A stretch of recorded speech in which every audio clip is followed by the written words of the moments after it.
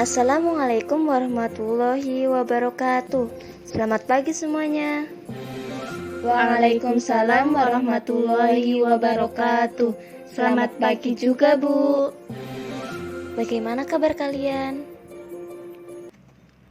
Alhamdulillah baik, Bu. Alhamdulillah. Nah, sekarang Ibu akan membahas materi yang kemarin Ibu suruh kalian untuk membacanya, yaitu tentang karakteristik dan ragam belajar. Siapa yang tahu karakteristik perilaku belajar ada berapa dan apa saja? Saya, Bu. Karakteristik perilaku belajar yaitu ada 3. Yang pertama, perubahan itu intensional. Yang kedua, perubahan itu positif dan aktif. Yang ketiga, perubahan itu efektif dan fungsional, Bu. Iya benar. Selanjutnya, siapa yang tahu perubahan intensional itu apa? Saya, Bu.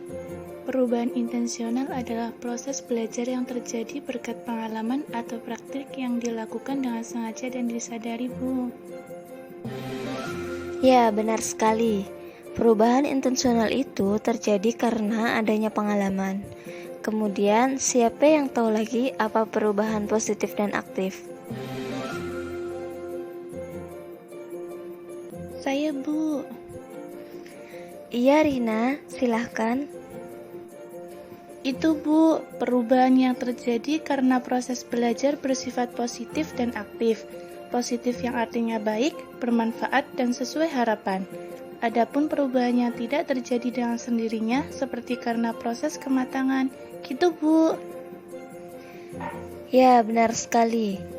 Kemudian, yang terakhir perubahan efektif dan fungsional. Coba Rina jelaskan pengertian perubahan efektif dan fungsional. Baik, Bu. Perubahan efektif dan fungsional adalah perubahan dalam proses belajar yang bersifat fungsional dalam arti bahwa relatif menetap dan setiap saat apabila dibutuhkan dapat direproduksi dan dimanfaatkan. Gitu, Bu. Ya, bagus sekali. Selanjutnya, Ibu akan menjelaskan tentang manifestasi perilaku belajar. Manifestasi perilaku belajar terlihat tampak dalam kebiasaan, keterampilan, pengamatan, berpikir asosiatif, berpikir rasional, sikap, inhibisi, apresiasi, dan tingkah laku efektif. Kemudian, siapa yang tahu manifestasi inhibisi itu apa? Saya, Bu. Menurut Reber 1988, manifestasi inhibisi adalah upaya pengurangan atau pencegahan timbulnya suatu respon tertentu karena adanya proses respon lain yang sedang berlangsung.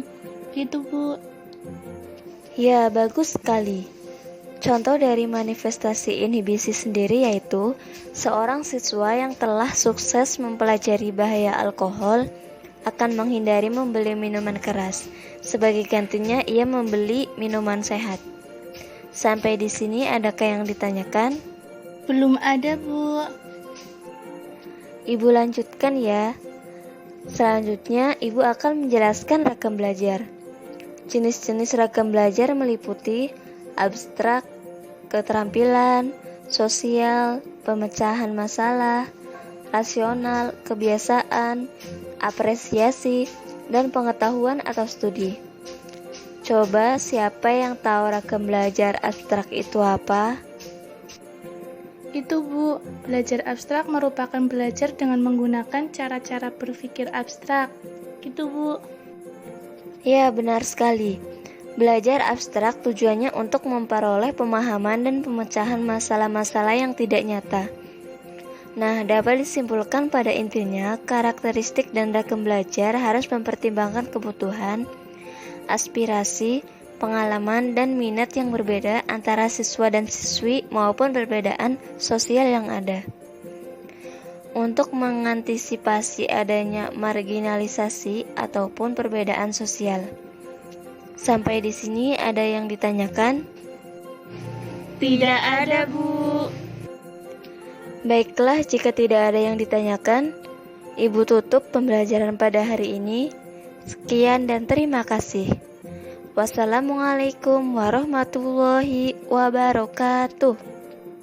Waalaikumsalam warahmatullahi wabarakatuh. Terima kasih, Bu.